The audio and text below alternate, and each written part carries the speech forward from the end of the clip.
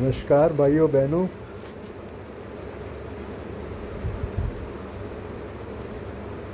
हर काल में मनुष्यों के साथ साथ असुर भी हुए हैं।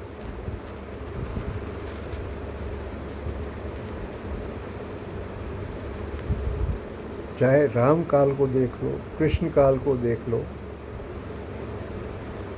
तब भी राक्षस थे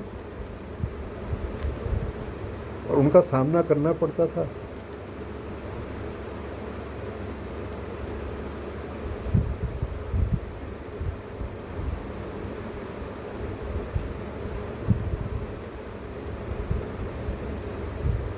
भगवान राम भी पृथ्वी से राक्षसों का संपूर्ण विनाश करने के लिए आए। भगवान कृष्ण भी दुष्टों का विनाश करने के लिए, वहाँ दुष्ट शब्द इसलिए कह रहा हूँ कि वह राक्षसनुमा समस्याएं नहीं थीं। मानव जाति के बहुत से लोग बहुत दुष्ट थे, उनका विनाश करने के लिए। राम काल में तो सचमुच के राक्षस असुर रहते थे जो मानव को जीवित पकड़ के खाते थे। कृष्ण काल में मन से दुष्ट थे, धर्म का ज्ञान नहीं था। जो सभ्य लोग भी थे लेकिन धर्म का पूरा ज्ञान नहीं रखते थे। भगवान कृष्ण प्रथम प्रयत्न में उनको धर्म ही बताने का प्रयास करते थे, क्या धर्म है क्या अधर्म है। कि जब वो देखते थे कि ये नहीं समझना चाह रहा, उसे तो अपने जो अधर्म युक्त आचार है वही प्रिय है, तब वो उसको मारने का निर्णय लेते थे, एक अवसर देते थे वो।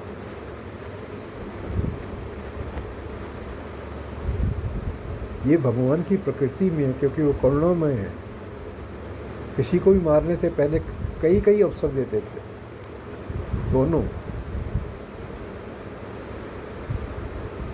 जब अंत में ही निश्चय हो जाता था कि ये बदलने वाला नहीं है, तब उसका नाश करते थे।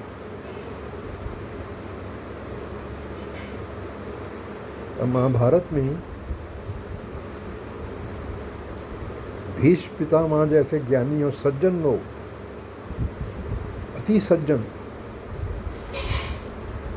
अपनी कुछ प्रतिज्ञाओं में बंधे हुए थे।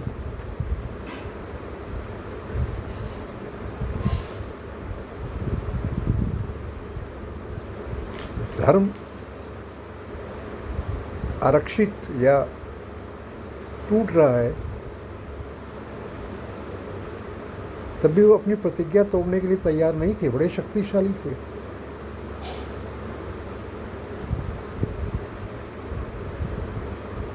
और सज्जन भी थे, लेकिन अपनी प्रतिज्ञाओं को तोड़ने के लिए तैयार नहीं थे। उन्होंने एक ऐसी प्रतिज्ञा ले ली, अर्थहीन प्रतिज्ञा, कि हस्तिनापुर की गद्दी पर जो भी बैठेगा मैं उस सिंहासन की रक्षा करूंगा। यानी कोई दुष्ट बैठ जाए तो प्रतिज्ञा अनुसार उसकी रक्षा करेंगे वो, चाहे उन्हें सज्जन लोगों को क्यों ना मारना पड़े।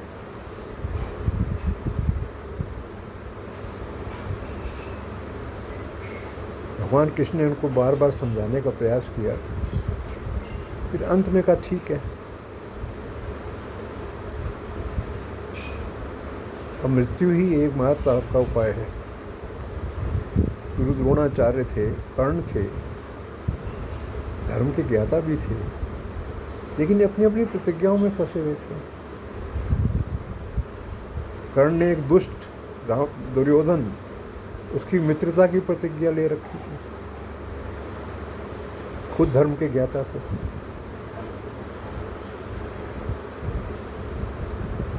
अंत में मृत्यु की ओर ही जाना पड़ा, दुर्योधन को भी जाना पड़ा।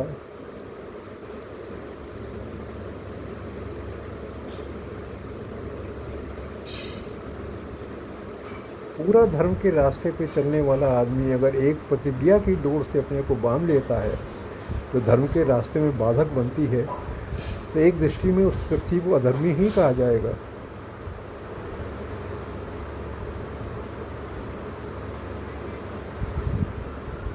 औरों को तो छोड़ो, उनके प्रिय पांडव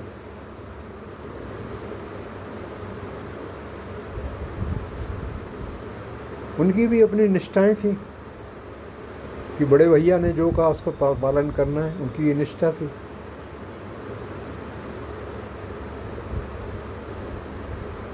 द्रौपदी वस्त्रहरण के समय दुर्योधन की चाल में फंस गए।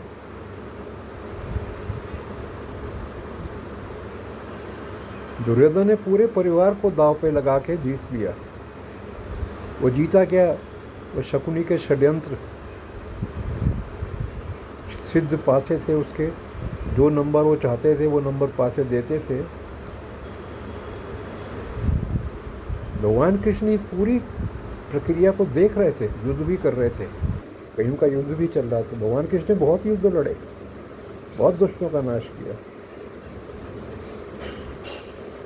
वो देख भी रहे थे और वो ये भी देख रहे थे, मुझे तो ऐसा लगता है कि जो निष्ठाओं से बंधे हुए थे पांडव अपनी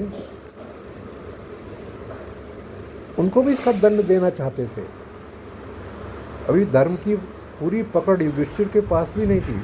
हालांकि धर्मराज कहलाए, लेकिन पूरी पकड़ नहीं थी। फिर आगे की कथा आप जानते ही हैं। 13 वर्ष का वनवास, 1 वर्ष का ज्ञातवास। भगवान कृष्ण गए उनके पास, उन्होंने अपनी व्यथा सुनाई। तो उन्होंने कहा नहीं, इसे व्यथा मत मानो, अभी तुम्हारा कर्म क्षेत्र है। आज तुम्हारा कर्म क्षेत्र यही है कि 12 वर्ष जो है अपना जंगलों में रहो और 1 वर्ष अज्ञातवास। साथ में थोड़ी सी सहायता ये कर दी, अर्जुन को कुछ निर्देश दे दिया, भीम को कुछ निर्देश दे दिया।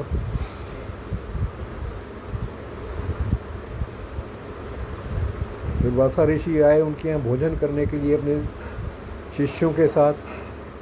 क्रोधी ऋषि, एक व्यक्ति इतना क्रोधी हो वो तो वैसे ऋषि की श्रेणी में आता भी नहीं, लेकिन फिर भी ऋषि कहा गया उनको। मेरी दृष्टि में तो मैं ऋषि नहीं मानता। उनसे रक्षा करी। और बाद में जब उनका अज्ञातवास का टाइम आया तो उन्होंने कहा अब ये यात्रा तुम्हें अकेले ही करनी है, क्योंकि अब मैं कहीं आया तो दुर्योधन को मालूम चल जाएगा तुम लोग कहाँ हो। अब ये अपनी यात्रा अपने बूते पे करो।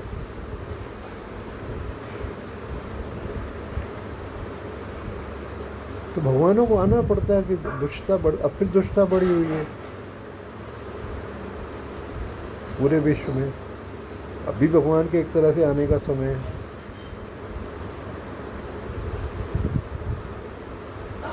अब दुष्टता में क्या कमी रह गई?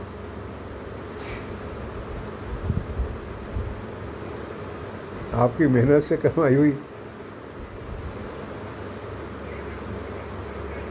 संपत्ति को साइबर क्राइम में लूट लेते हैं, सड़क पे आ जाते हैं आप।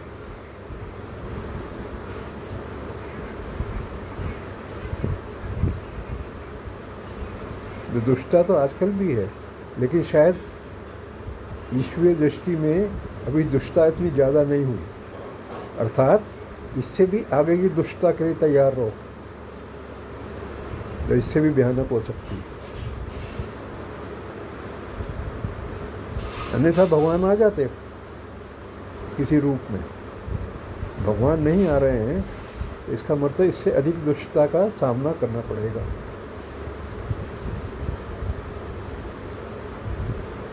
अगर नहीं सहन होगी तो हृदय से भगवान को पुकारो। जब ज़्यादा लोग भगवान को पुकारते हैं तो भगवान को तब भी आना पड़ता है। अपने अभिमान को छोड़ो, आपके हमारे बस का नहीं है इससे बचना। ईश्वर को पुकारो, पुकारना चाहिए।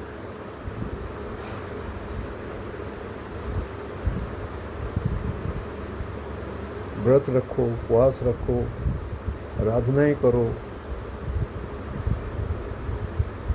मन को साक्षी भाव से रखो, कोई भी तरीका अपनाओ, वो आपका संदेश भगवान तक जाता है। अपनी रक्षा के लिए नहीं और अपने परिवार की रक्षा के लिए नहीं, पूरे विश्व समाज की रक्षा के लिए प्रार्थना करो। सिर्फ अपनी रक्षा के लिए पुकारोगे तो उसमें थोड़ा स्वार्थ का अंश आ जाएगा, वो निष्काम नहीं रहेगा। और सबके लिए करोगे तो उसमें एक निष्काम प्रेम का भाव भी उदित होता है, वो भगवान जल्दी उसको पकड़ लेते हैं। यानी कि पहले खुद निष्काम भाव में आओ, फिर प्रार्थना करो। मैंने ऐसे सुना है कि मन को खाली करो तो भगवान को आना पड़ता है, ऐसे किसी मैंने संत से सुना है। अपने मन को खाली कर लो, चाह शून्य कर लो, तो वो ईश्वर तक सीधी आपकी पहुंच हो जाती है।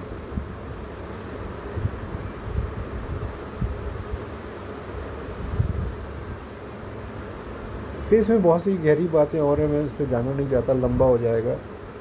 आपके कर्मों के विधान और आपके प्रारब्ध क्या हैं, कि आपको भोगना ही था ये, अब ये बहुत लंबा हो जाएगा।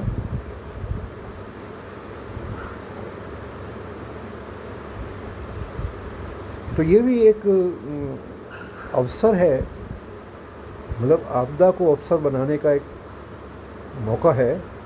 आपदा आई है तो उसको अवसर बना लो, भगवान से मिलन भी हो जाएगा और आपदा भी चली जाएगी। धन्यवाद। जय राधा कृष्ण।